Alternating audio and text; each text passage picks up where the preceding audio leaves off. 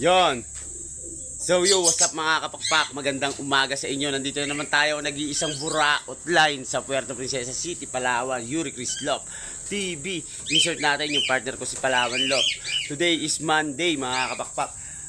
Magbibigay nga tayo ng probiotics sa mga breeder natin, pero sa flyer iba po ang papatukan natin.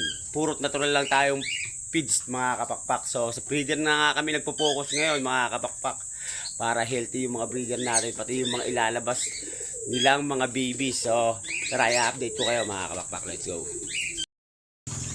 Yun, so ito na nga mga kapakpak, yung feeds para sa mga breeder namin ni Palawan Lop.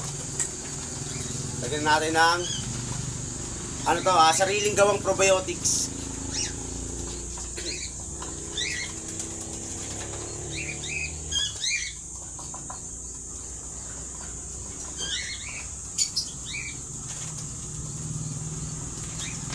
Yun, so bibigyan na nga natin mga kapakpak yung minix namin na pang Monday routine para sa mga breeder namin, probiotics.